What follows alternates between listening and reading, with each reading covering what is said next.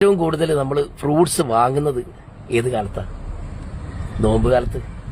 ഏറ്റവും കൂടുതൽ നമ്മൾ മത്സ്യവും മാംസം തന്നെ പ്രധാനമായിട്ട് വാങ്ങുകയും അത് വെച്ച് വേവിച്ചുണ്ടാക്കുകയും അത് കഴിക്കുകയും ചെയ്യുന്ന മാസം ഏതാണ്?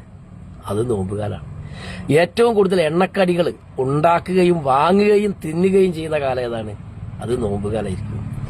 ഏറ്റവും കൂടുതൽ ജ്യൂസ് പോലുള്ള പാനീയങ്ങൾ, പായസങ്ങൾ തുടങ്ങിയ സാധനം കുടിക്കുന്ന കാലം ഏതാ?